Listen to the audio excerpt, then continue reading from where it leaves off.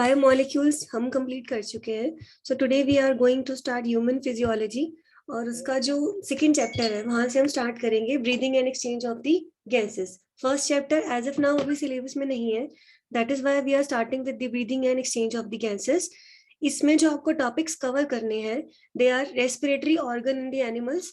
Breathing का मतलब आप सबको पता है एक्सचेंज ऑफ द गैसेस, सांस लेना, रेस्पिरेशन.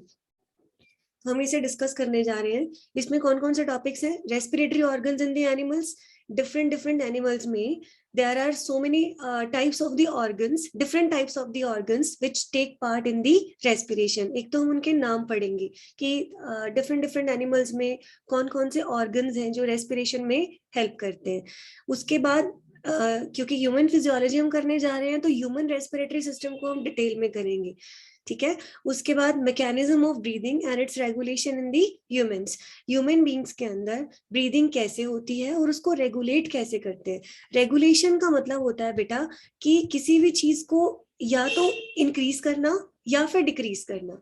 उसका मतलब होता है रेगुलेट करना depending upon the requirement of the body. अगर बॉडी को बहुत तेज तेज सांस लेने की जरूरत है तो उसको बढ़ा देंगे. अगर बॉडी को ब्रीदिंग की जो रेट है वो डिक्रीज करने की नीड है तो उसे डिक्रीज कर देंगे. That is the regulation. ठीक है. उसके बाद exchange of the gases and transport of the gases की जो हम सबको पता है हम नाक से सांस लेते हैं, ऑक्सीजन इनहेल करते हैं और कार्बन डाइऑक्साइड एक्सहेल करते हैं. ये गैसेस जो हैं टिश्यूज तक कैसे पहुंचती हैं और टॉक्सिक गैसेस टिश्यू से बाहर कैसे आती हैं. ब्लड हेल्प करता है इसमें, इसे हम डिटेल में डिस्कस करेंगे. फिर रेस्पिरेशन को कैसे रेगुलेट करना है, मतलब इंक्रीज या डिक्रीज कैसे करना है as per the demand of the body. उसके बाद कुछ जनरल डेफिनेशंस हैं जिसमें से एक या दो पक्का कॉम्पिटिटिव एग्जाम्स में आती हैं. वाइटल कैपेसिटी क्या है, लंग कैपेसिटी क्या है. इसमें हम ये डिस्कस करेंगे कि हम कितना वॉल्यूम इंस्पायर करते हैं एयर का, कितना वॉल्यूम एक्सपायर कर रहे हैं, कितना हमारे लंग्स में बच गया है. इस तरह से थोड़ा सा डाटा है. And the last one is कि इस रेस्पिरेशन से रिलेटेड भी बहुत सारे डिसऑर्डर्स होते हैं हमारी बॉडी के अंदर, बहुत सारी बीमारियां हो जाती हैं like asthma, emphysema, occupational respiratory disorder. तो ये 7 टॉपिक्स हैं which we are going to cover in this chapter. तो हम आज फर्स्ट से स्टार्ट करने जा रहे हैं. Let me clear one thing कि ह्यूमन फिजियो इंटरेस्टिंग है लेकिन थोड़ी सी लेंथी है. जहां भी आपको डाउट आएगा उसको साथ साथ क्लियर कर लेना. आप क्लास के बीच में यही ऑनलाइन क्लास में बीच में बोल सकते हो, कोई भी डाउट ले सकते हो, कोई दिक्कत नहीं है. मुझे रिस्पॉन्ड करते रहना ताकि मुझे पता चल जाए आपको समझ में आ रहा है. और बायोमोलिक्यूल्स में जिसको जो भी डाउट है मुझे कॉल कर लो या व्हाट्सएप पे ले लेना. 1-2 दिन में मैं उसका टेस्ट प्लान कर लूंगी. Shall we start?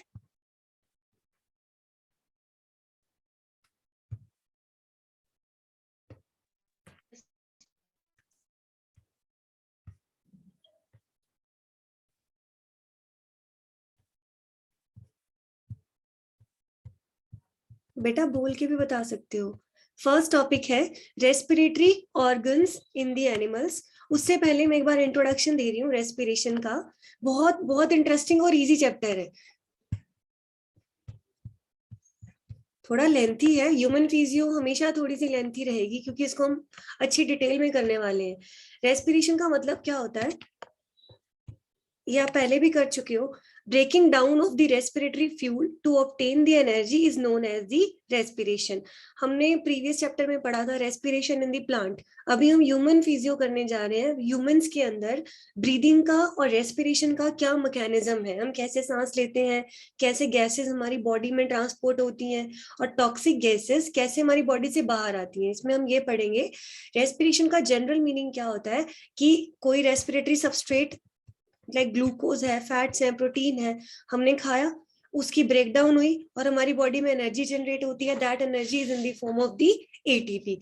ये सब आप पढ़ चुके हो कि जो रेस्पिरेशन होती है, ब्रेकडाउन है जो फूड की, वो एयर की प्रेजेंस में भी हो सकती है. एयर से मतलब है ऑक्सीजन की प्रेजेंस में भी हो सकती है और ऑक्सीजन की एब्सेंस में भी हो सकती है. ये जो सिंबल है ये प्रेजेंस को डिनोट कर रहा है और ये एब्सेंस को. कि अगर तो ऑक्सीजन प्रेजेंट है और तब रेस्पिरेशन हो रहा है उसको कहेंगे हम एरोबिक रेस्पिरेशन. और बिना ऑक्सीजन के हो रहा है तो हम उसको क्या कहते हैं, एनारोबिक रेस्पिरेशन.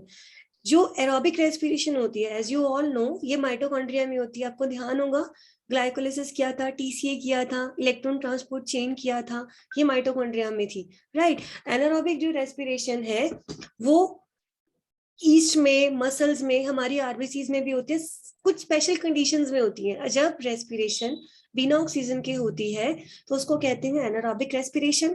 इस टाइम पे हमें एक ग्लूकोज से सिर्फ 2 मॉलिक्यूल्स ऑफ एटीपी मिलते हैं, लेकिन एरोबिक में 1 glucose molecule gives us 38 or 36 molecules of the ATP. All these data we have discussed in the previous lecture, previous chapter. तो मैं भी इसको डिटेल में नहीं ले जा रही हूँ। एरोबिक रेस्पिरेशन का मतलब होता है complete breakdown of the glucose. हम बोलते हैं कि ग्लूकोज जो है हमारी बॉडी में इंस्टेंट सोर्स ऑफ एनर्जी है, सबसे इंपॉर्टेंट सोर्स है। इसकी कंप्लीट ब्रेकडाउन होती है, ग्लाइकोलिसिस, देन ऑक्सीडेटिव डीकार्बोक्सिलेशन, जो छोटी सी एक लिंक रिएक्शन थी, देन टीसीए, ऑक्सीडेटिव डीकार्बोक्सिलेशन, उसके बाद क्या था, इलेक्ट्रॉन ट्रांसपोर्ट चेन। तो इस पूरे प्रोसेस के दौरान एक ग्लूकोज मॉलिक्यूल कितने एटीपी देता है, 38 और 36 मॉलिक्यूल ऑफ दी एटीपी। लेकिन एनारोबिक में हमें कितना मिलता है, only 2 molecules of ATP. Muscles के अंदर होती है एनारोबिक रेस्पिरेशन और ईस्ट के अंदर भी होती है। ईस्ट में जब एनारोबिक रेस्पिरेशन होती है तो अल्कोहल बनता है। हमारे मसल्स में जब एनारोबिक रेस्पिरेशन होती है तब जो है वो लैक्टिक एसिड बनता है। मैंने बताया था फटीग हो जाते हैं जो मसल्स।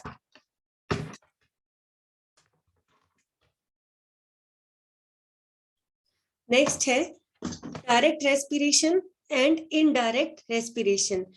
डायरेक्ट रेस्पिरेशन का मतलब है जिसमें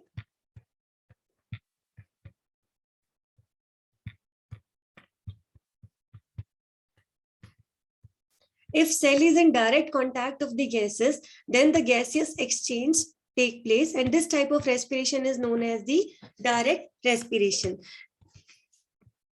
जैसे जो यूनिसेल्युलर ऑर्गेनिजम्स होते हैं, यूनिसेल्युलर सबको पता होगा, जो सिंगल सेल ऑर्गेनिज्म है,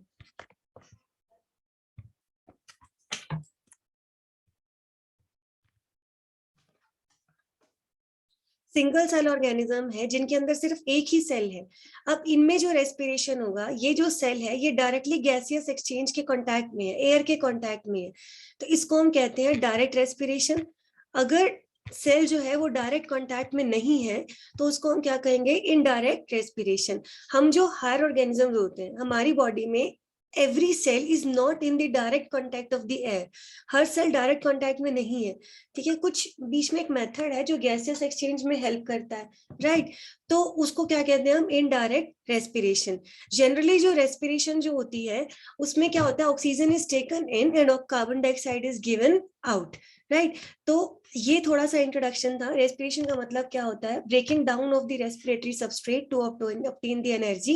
एनर्जी कौन सी फॉर्म में मिलती है हमें, एटीपी की फॉर्म में। अगर रेस्पिरेशन ऑक्सीजन की प्रेजेंस में हो रही है तो हम उसे कहते हैं एरोबिक। अगर बिना ऑक्सीजन की हो रही है तो हम क्या कहते हैं, एनारोबिक। जो ज्यादा एफिशिएंट है वो एरोबिक रेस्पिरेशन है, क्योंकि एरोबिक रेस्पिरेशन में कंप्लीट ब्रेकडाउन हो जाता है और हमें ज्यादा मॉलिक्यूल ऑफ एटीपी मिलते हैं। लेकिन एनारोबिक में हमें कम मिलते हैं, ये इनकम्प्लीट ब्रेकडाउन है, राइट। फिर एक और टाइप है रेस्पिरेशन की, डायरेक्ट एंड इनडायरेक्ट। जितने भी लोअर ऑर्गेनिजम्स होते हैं सिंगल सेल वाले, बड़ा कॉमन एग्जांपल है अमीबा का। इसमें जो सेल है वो डायरेक्ट कांटेक्ट में है गैसियस एक्सचेंज की, तो उसको हमने क्या कहा, डायरेक्ट रेस्पिरेशन।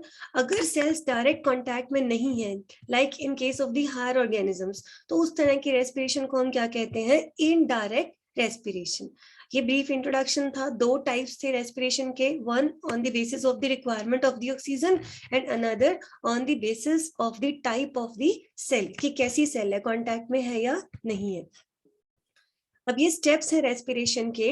ये जो हम बोलते हैं कि रेस्पिरेशन हो रही है, हमने खाना खाया और उसकी ब्रेकडाउन हुई और हमें एनर्जी मिल गई, that process is not that much simple. इसमें पूरे स्टेप्स हैं। पहला स्टेप होता है ब्रीदिंग, वेंटिलेशन। हम ऑक्सीजन इनहेल करते हैं और कार्बन डाइऑक्साइड को एक्सहेल करते हैं। नाक से हमने सांस ली और ऑक्सीजन अंदर गई और कार्बन डाइऑक्साइड बाहर निकल आई।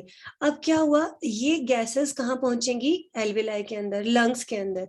लंग्स से फिर कहाँ जाएंगी, ब्लड में। फिर ब्लड उन गैसेस को डिफरेंट डिफरेंट टिश्यूज तक लेकर जाएगा।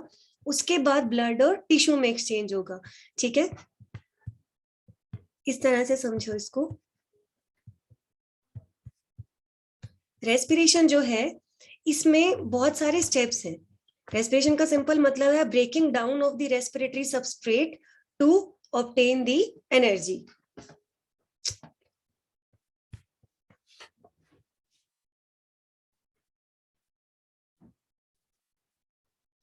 रेस्पिरेशन में हमने पढ़ा है कि एक मॉलिक्यूल, जैसे जो ग्लूकोज का मॉलिक्यूल है, अगर एरोबिक रेस्पिरेशन होती है देन इट गिव्स 38 और 36 molecules of the ATP,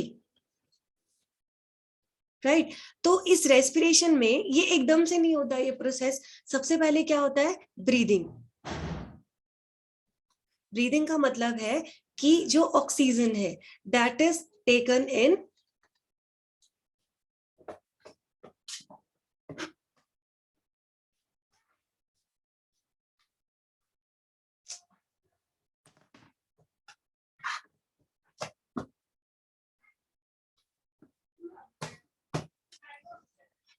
oxygen is taken in and carbon dioxide is given out. There is some mistake, some problem in my writing pad, that is why I am unable to write properly.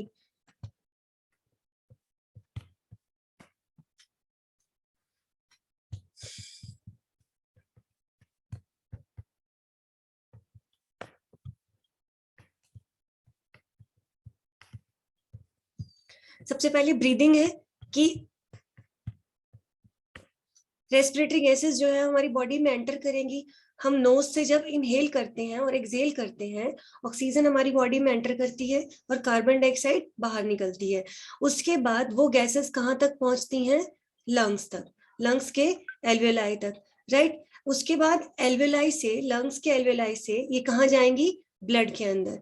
अब blood उन gases को कहाँ पहुंचाता है? Tissue के अंदर। पहले knows से गैसेस एक्सचेंज हुआ, नोज से कहाँ पहुंचेगा वो? लंग्स में। लंग्स से ये गैसेस कहाँ जाएंगी?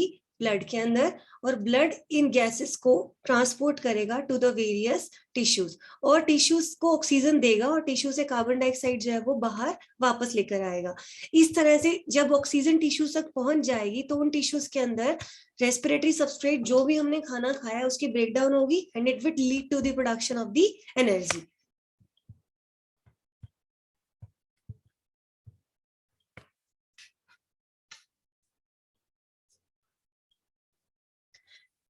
जैसे ही ऑक्सीजन हमारी बॉडी में एंटर करती है, ऑक्सीजन इज टेकन इन। ये हम ब्रीदिंग कहाँ से करते हैं? एक्सटर्नल लेयर से, नोज से, राइट। अभी जो गैसेस हैं ये कहाँ पहुंचेंगी? हमारे लंग्स के अंदर। लंग्स के अंदर जो हमारा रेस्पिरेटरी सरफेस होता है दैट इज द एल्वेओलाई। ये हमने टिश्यूज में भी पढ़ा था, थिनेस्ट पॉसिबल मेम्ब्रेन जहां से गैसेस एक्सचेंज होता है। सबसे पहले नोज से सांस ली, ऑक्सीजन अंदर आई, ये कहाँ पहुंच गई? लंग्स में। अब ये जो लंग्स है, लंग्स के बीच में और ब्लड के बीच में गैसियस एक्सचेंज होता है।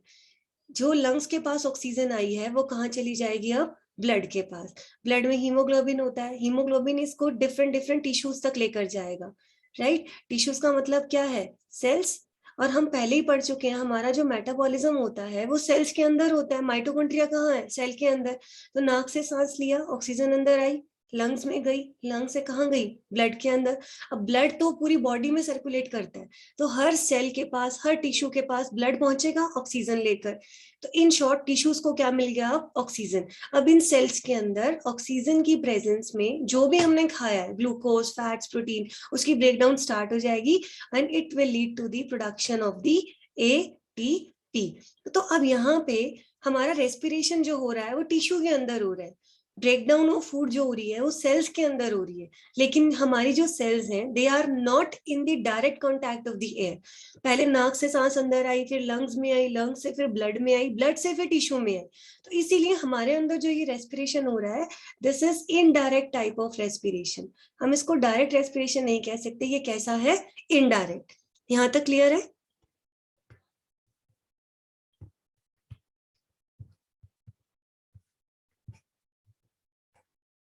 ये रेस्पिरेशन के स्टेप्स थे कि कैसे कैसे हम करते हैं। वेंटिलेशन, गैस का बॉडी में एंटर होना और गैसेस का बॉडी से बाहर निकलना, फिर उन गैसेस का कहाँ तक पहुंचना? लंग्स तक। लंग्स से वो कहाँ जाएंगी? ब्लड में, हीमोग्लोबिन में, फिर ब्लड उनको कहाँ लेके जाता है? टिश्यू तक। ब्लड टिश्यूज को ऑक्सीजन देकर आता है और उन टिश्यूज में जो मेटाबॉलिज्म हो चुका है उसकी वजह से जो कार्बन डाइऑक्साइड प्रोड्यूस हुई है वो वापस ब्लड में दे दी जाती है, और यही प्रोसेस रिवर्स जाएगा। यहाँ पे हमने जो भी मैंने बताया था, अब क्या होगा, इन टिश्यूज को पहले तो इन ये ऑक्सीजन ट्रांसपोर्ट हो रही थी, अब इन टिश्यू में जो कार्बन डाइऑक्साइड प्रोड्यूस हो रही है ये कहाँ जाएगी, वापस ब्लड में, ब्लड से कहाँ जाएगी, एल्वेलाई में, एल्वेलाई से वापस कहाँ जाएगी, एक्सटर्नल लेयर्स में, और फिर वापस कहाँ पहुंच जाएगी, एटमॉस्फेयर के अंदर। तो पहले हमने एटमॉस्फेयर से ऑक्सीजन को लिया था, अब हम टिश्यू तक पहुंचाया था, टिश्यू से कार्बन डाइऑक्साइड को लेकर वापस एटमॉस्फेयर में पहुंचाएंगे। तो इस प्रोसेस को हमें डिटेल में समझना है। यहाँ तक क्लियर है बेटा?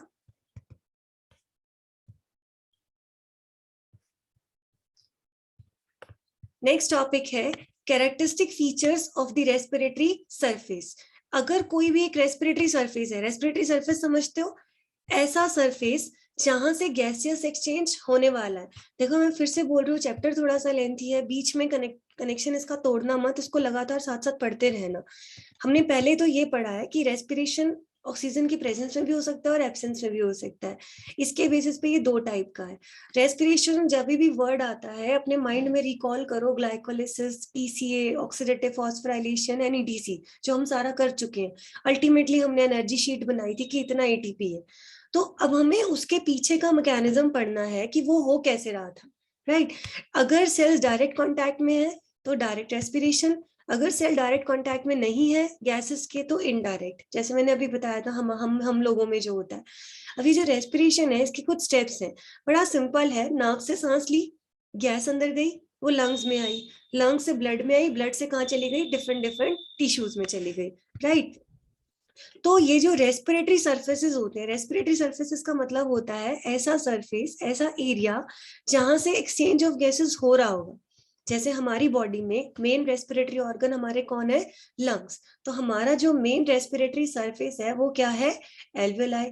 ऐसा एरिया जहां से एक्सचेंज ऑफ गैसेस होता है, that area is known as the respiratory surface. अब ये कहते हैं कि ऐसा, उसके क्या कैरेक्टरिस्टिक फीचर्स होने चाहिए, it should be very thin, क्योंकि जितना पतला होगा गैसियस एक्सचेंज उतना इजीली होगा, राइट? उसके बाद गैसेस जो होती हैं पहले डिसॉल्व होती है ब्लड के अंदर, उसके बाद वो ट्रांसपोर्ट होती हैं। तो ये जो सरफेस होता है ये मॉइस्ट होना चाहिए, ड्राई नहीं होना चाहिए, और इसमें ब्लड सप्लाई बहुत अच्छी होनी चाहिए।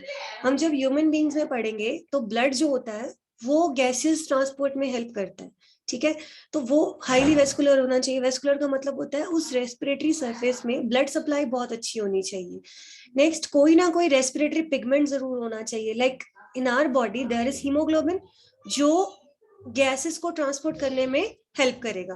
दूसरा, सरफेस एरिया बहुत ज्यादा लार्ज होना चाहिए, larger the surface area more with the gaseous exchange.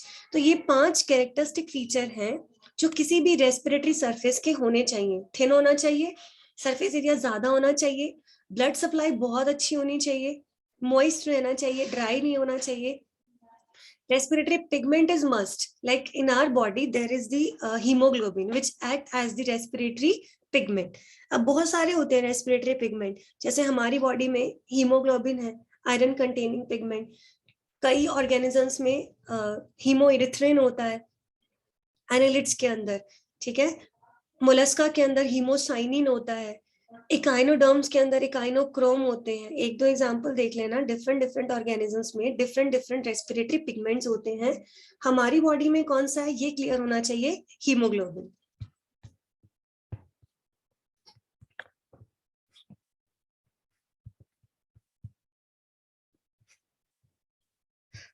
प्रोटोकोडोट्स के अंदर वेनेडियम नाम का एक रेस्पिरेटरी पिगमेंट होता है। उसके बाद है ऑर्गन्स ऑफ द रेस्पिरेशन। पहला टॉपिक जो था हमारा डिफरेंट डिफरेंट ऑर्गेनिजम्स में कौन कौन से ऑर्गन्स हैं जो रेस्पिरेशन में हेल्प करते हैं। जैसे कुछ ऑर्गेनिजम्स हैं, अर्थवर्म्स, केंचुआ जिसको हम बोलते हैं, फ्रॉग्स, मेंढक, इनके अंदर जो रेस्पिरेशन होती है वो स्किन से होती है। तो अगर गैसियस एक्सचेंज किसी की बॉडी में स्किन से हो रहा हो तो उस तरह की रेस्पिरेशन को हम कहते हैं क्यूटेनियस रेस्पिरेशन। इंसेक्ट्स के अंदर ये जो छोटे छोटे कीड़े होते हैं इनमें ट्रैकियरी सिस्टम होता है, ट्रैकिया होता है, ठीक है? तो इसकी जो रेस्पिरेशन होती है, ऐसी रेस्पिरेशन को हम कहते हैं ट्रैकियल रेस्पिरेशन। फिशेस के अंदर, प्रॉन के अंदर गिल्स होते हैं। गिल्स सुने होंगे आपने, छोटे छोटे से स्लिट लाइक ओपनिंग्स होती हैं फिश की बॉडी के अंदर। जैसे मान लो ये फिश की बॉडी है, तो यहाँ ऊपर की साइड डोर्सल साइड पे ऐसे स्लिट लाइक ओपनिंग्स होती हैं, these are known as the gills. तो जब गिल से रेस्पिरेशन होती है तो उसको हम कहते हैं bronchial respiration. In our body, birds में, एनिमल्स में, हायर वर्टिब्रेट्स में, ह्यूमन बींग्स में लंग्स से रेस्पिरेशन होती है। तो हमारी जो रेस्पिरेशन है उसको हम क्या कहते हैं? Pulmonary respiration. If somebody ask you which organ is responsible for the respiration in our body, तो आंसर होगा lungs। तो which type of the respiration is taking place in our body? pulmonary। कौन सा ऑर्गन है? lungs। और कौन से type की रेस्पिरेशन है? तो आप क्या बोलोगे? pulmonary respiration। फिर स्पाइडर्स वगैरह के अंदर, स्कॉर्पियंस के अंदर बुक लंग्स होते हैं। ये काफी हद तक लंग्स के जैसी वर्किंग होती है इनकी, ठीक है। और कुछ एक्वेटिक, इसको भी पल्मोनरी ही कहेंगे, जिसमें बुक लंग्स होते हैं। उसके बाद बुक गिल्स आते हैं एक्वेटिक एनिमल्स के अंदर, लिमुलस के अंदर। नेक्स्ट है मोलस्का के अंदर। मोलस्का का स्ट्रक्चर आपको याद है? इस तरह से उठाव था उसके स्ट्रक्चर के अंदर। तो ये जो उठा हुआ स्ट्रक्चर था इसको हम्प कहते हैं। हम्प के अंदर एक लेयर थी जिसको हमने मेंटल का नाम दिया था। मोलस्का के अंदर pulmonary sac pouch like structure होता है जो रेस्पिरेशन में हेल्प करता है।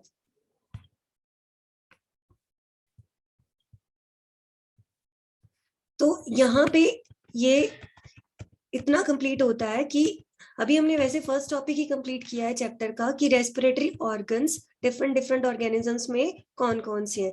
जो हम डिटेल में पढ़ेंगे वो हम ह्यूमन रेस्पिरेशन ही पढ़ेंगे। फिर से बता रही हूँ, रेस्पिरेशन दो टाइप की है, ऑक्सीजन प्रेजेंट है या नहीं है उसके बेसिस पे।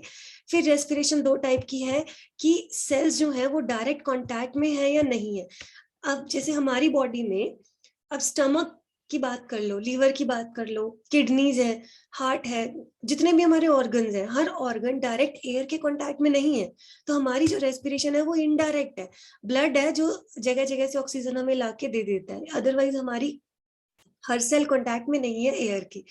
लेकिन जो लोअर ऑर्गेनिजम्स होते हैं सिंगल सेल वाले, उनमें सेल्स डायरेक्ट कांटेक्ट में होती हैं एयर की, तो उनको हमने क्या कहा है? डायरेक्ट। हमारी वाली क्या है? इनडायरेक्ट। रेस्पिरेशन का मतलब क्या होता है? Break down of the food to release the energy, लेकिन वो in the presence of the oxygen. इसमें कैसे होगा? सबसे पहले ब्रीदिंग होगी, oxygen is taken in and CO2 is given out. और ये कैसे हुआ? नोज से। नोज से कहाँ पहुंचा? ये लंग्स के अंदर, लंग्स के एल्वेलाई के अंदर। एल्वेलाई ने इसको कहाँ दे दिया? ब्लड को। अब ब्लड जगह जगह ट्रांसपोर्ट होता है, ब्लड सर्कुलेशन बॉडी में हर जगह। ब्लड गैसेस को कहाँ पहुंचा देगा? टिश्यूज तक। आप सबको पता है टिश्यू में क्या होती हैं? सेल्स। अब सेल में क्या है? माइटोकॉन्ड्रिया। अब हर सेल के, हर माइटोकॉन्ड्रिया के अंदर रेस्पिरेशन स्टार्ट हो जाएगा और हमें क्या मिल जाएगी? एनर्जी। यही प्रोसेस उल्टा भी चलेगा। कार्बन डाइऑक्साइड जो प्रोड्यूस होगी वो वापस कहाँ जाएगी? ब्लड के पास। ब्लड से कहाँ जाएगी? लंग्स में। लंग्स से वो फिर बाहर निकल आएगी। इस तरीके से characteristic feature of the respiratory surface, ऐसा एरिया जो गैसियस एक्सचेंज में मदद करता है, that area is known as the respiratory surface. कई ऑर्गेनिजम्स में ये स्किन है, किसी में एल्वेलाई है, किसी में ट्रैकिया है, सब में अलग अलग है। जो भी हो, सब में ये 5 फीचर्स होने चाहिए कि वो थिन होना चाहिए, ब्लड सर्कुलेशन बहुत अच्छी होनी चाहिए, सरफेस एरिया उसका लार्ज होना चाहिए, और कोई ना कोई रेस्पिरेटरी पिगमेंट होना चाहिए। राइट। रेस्पिरेटरी पिगमेंट कई टाइप के होते हैं। अब ये हीमोग्लोबिन है हमारी बॉडी के अंदर, मोलस्का के अंदर हीमोसाइनिन है, एनालिट्स के अंदर हीमोइरिथ्रिन है, इकाइनोक्रोम है इकाइनोडर्म्स के अंदर। कभी कभी कॉम्पिटिटिव एग्जाम में पूछ लेते हैं कि कौन से ऑर्गेनिज्म में कौन सा पिगमेंट है। Organs of the respiration, different different organs हो सकते हैं, और जिस ऑर्गन से रेस्पिरेशन होती है उसे किस नाम से जाना जाता है। स्किन से होती है तो क्यूटेनियस, ट्रैकियरी सिस्टम से होती है तो ट्रैकियल, गिल से होती है तो ब्रोंकियल, लंग्स से होती है तो पल्मोनरी रेस्पिरेशन। ठीक है।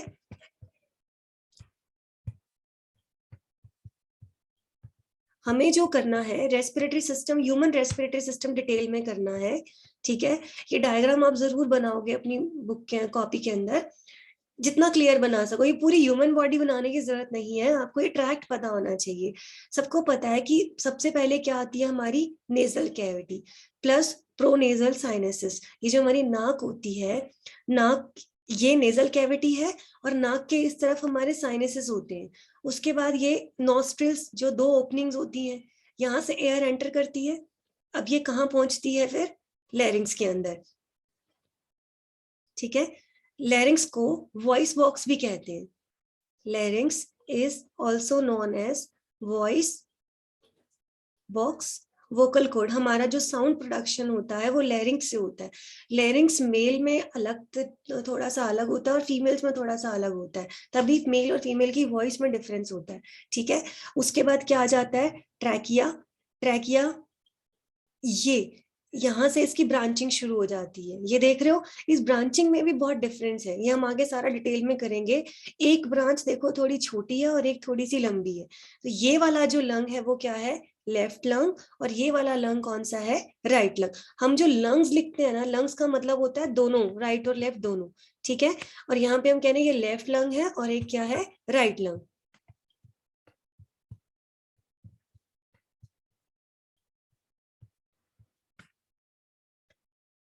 नीचे ये वाला जो एरिया दिख रहा है ये डायाफ्रेम है। ये डायाफ्रेम क्या करती है? अपर एब्डोमेन को लोअर एब्डोमेन से अलग कर रही है। और इस डायाफ्रेम की वजह से ये जो वॉल्यूम है ये बढ़ता और घटता है। ये हम सारा अभी आगे डिटेल में करेंगे, जस्ट ओवरव्यू है कि हमारा रेस्पिरेटरी सिस्टम कैसा दिखता है। ठीक है, nasal cavity, nasal external layers होती है, नाक होती है।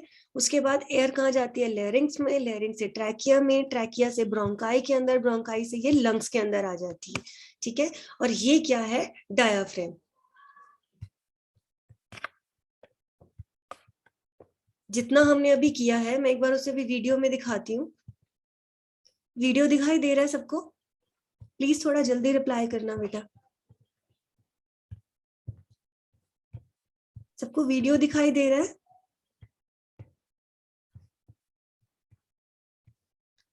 आज हमने सिर्फ इंट्रोडक्टरी पार्ट किया है कि रेस्पिरेशन में का मतलब क्या है, तुम्हें पहले ही पता था। ऑक्सीजन की प्रेजेंस में है या ऑक्सीजन की एब्सेंस में है, डायरेक्ट है या इनडायरेक्ट है। डायरेक्ट का मतलब क्या होता है? जब सेल डायरेक्ट कांटेक्ट में है। और इनडायरेक्ट का मतलब क्या है? जब वो डायरेक्ट कांटेक्ट में नहीं है। ठीक है, फिर हमने किया कि रेस्पिरेटरी जो सरफेस होता है उसके कैरेक्टरिस्टिक फीचर क्या होने चाहिए। हर ऑर्गेनिज्म में रेस्पिरेटरी ऑर्गन अलग अलग हो सकते हैं, चाहे कोई भी हो, उसमें 5 कॉमन फीचर्स होने ही चाहिए। सरफेस एरिया ज्यादा थिन, ब्लड सप्लाई अच्छी होनी चाहिए, मॉइस्ट होना चाहिए, इस तरीके से। रेस्पिरेशन, ये जो हम नाक से सांस लेते हैं और वो ऑक्सीजन टिश्यू तक आती कैसे है? नाक से लंग्स में आती है, लंग से ब्लड में जाती है, फिर ब्लड उसको टिश्यूज तक लेकर जाता है ऑक्सीजन को। ऐसे ही टिश्यू से कार्बन डाइऑक्साइड बाहर आती है। ठीक है, अब इस एनिमेशन में जितना हमने किया है इतना देख लेते हैं।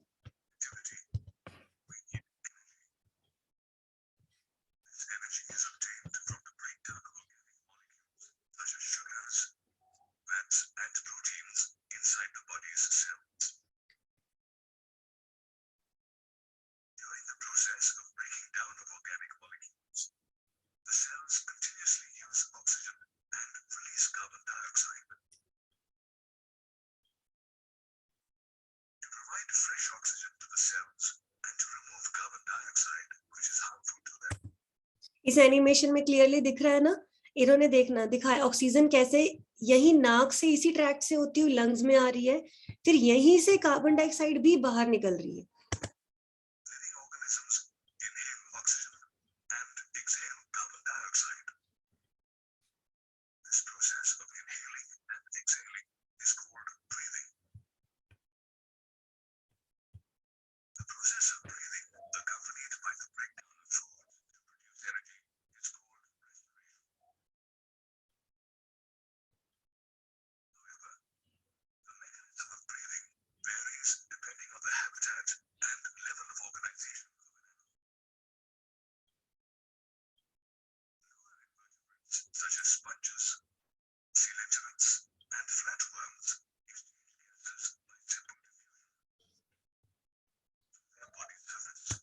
ये कह रहे हैं कि जो लोअर ऑर्गेनिजम्स होते हैं ना, स्पॉन्जेस, सिलेंट्रेट्स,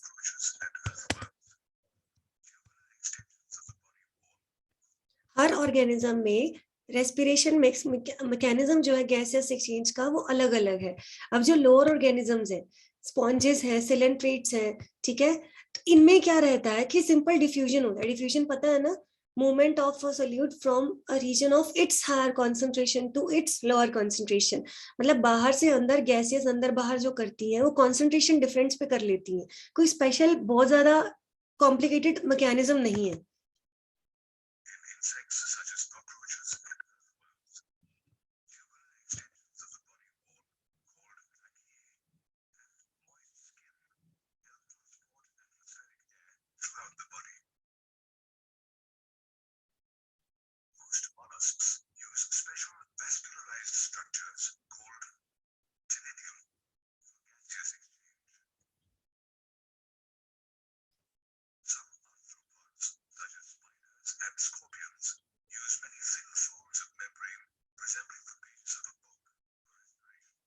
अब ये इस तरह से एक्सटेंशन होती है स्कॉर्पियन और स्पाइडर्स के अंदर, ऐसे लगता है जैसे बुक के पेजेस हो, इसीलिए इनको क्या बोलते हैं, बुक लंग्स और बुक गिल्स.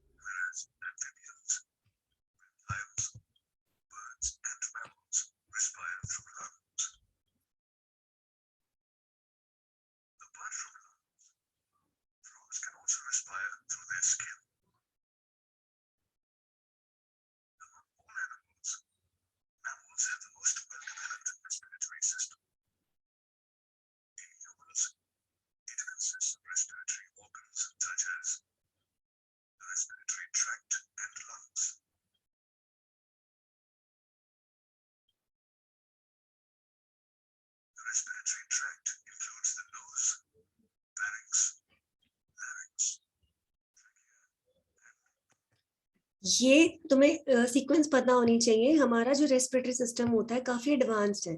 अब हमने सिर्फ और ऑर्गन्स के नाम पढ़ने हैं, स्किन में किससे हो रही है, बुक लंग्स में किससे है, या ट्रैकिया से किससे है, वो हमें डिटेल में नहीं करना, हमें सिर्फ नाम पता होने चाहिए. डिटेल में जो हमने करना है that is human respiratory system. Nose है, नोज के बाद क्या आता है, फेरिंग्स, फेरिंग्स के बाद क्या आता है, लैरिंग्स. ये जो फेरिंग्स होता है ना बेटा, this is the common passage, ये नोट कर लेना. This is the common passage for the food and the air. यहाँ से, ठीक है, फूड भी ट्रांसपोर्ट होता है और एयर भी ट्रांसपोर्ट होती है. ठीक है, जो एयर होगी ना वो फेरिंग्स से सीधा लैरिंग्स में आ जाएगी. तभी हम अब आगे बताऊंगी आपको. लैरिंग्स के अंदर क्या होता है, एक कवर होता है एपिग्लॉटिस नाम का. जब हम बोलते हैं तो वो बंद हो जाता है ताकि हमारा खाना जो है वो लैरिंग्स में ना चला जाए. नोज है, नोज के बाद फेरिंग्स आता है, फेरिंग्स के बाद लैरिंग्स आता है. फेरिंग्स का स्पेशल फीचर ये है कि this is the common passage for the food and the air. दोनों चीजें इससे होके गुजरती हैं, आगे उनका रास्ता बदल जाता है. एयर है तो वो लैरिंग्स में चली जाएगी, फूड है तो वो स्टमक और डाइजेस्टिव सिस्टम में जाएगा. राइट. लैरिंग्स को हम क्या कहते हैं, वॉइस बॉक्स, जो हमारा जो वॉइस प्रोडक्शन में हेल्प करता है. This is known as the voice box. Larynx फिर किस में ओपन होता है, ट्रैकिया के अंदर. ट्रैकिया आगे जाके दो ब्रांचेस में बट जाता है. ये जो इनको कहते हैं हम प्राइमरी ब्रोंकाई. ठीक है, एक ये रहा और एक ये रहा.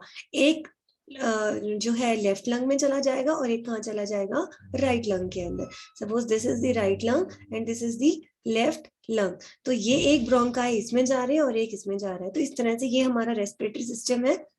हम सांस लेते हैं तो वो नाक से होती हुई, फेरिंग्स से होती हुई फिर लैरिंग्स में आती है, लैरिंग्स से ट्रैकिया में आती है, ट्रैकिया से ब्रोंकाई के अंदर, एंड ब्रोंकाई जो है वो इसको कहाँ ले जाते हैं, लंग्स के अंदर. ठीक है, अब लंग्स से इसका आगे प्रोसेस चलेगा, ब्लड में जाएगी और ब्लड इसको, मान लो ये लंग्स है, लंग्स ने ये गैस कहाँ पहुंचा दी, अब ब्लड के अंदर, और ब्लड इस गैसेस को कहाँ पहुंचा देंगे, टिश्यूज के पास. Tissues all over the body. देखो लंग्स तो हमारे चेस्ट रीजन में है, ठीक है, नाक हमारे फेस पे है, लेकिन जो हमने सांस लेनी है वो बॉडी की हर सेल में जानी चाहिए, पैरों तक भी हर सेल में जानी चाहिए.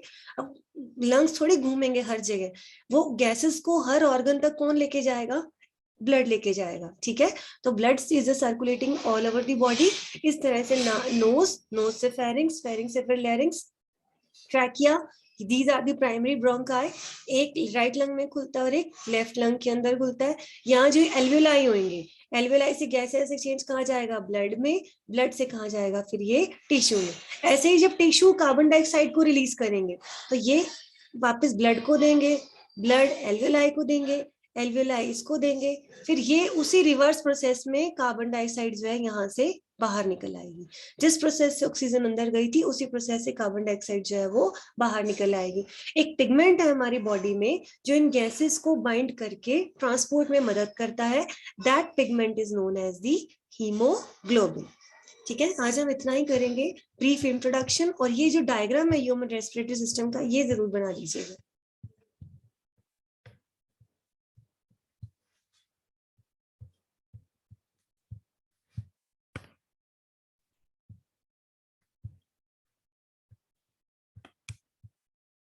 एक बार क्लास डिस्कनेक्ट मत करना, मुझे अटेंडेंस लेनी है।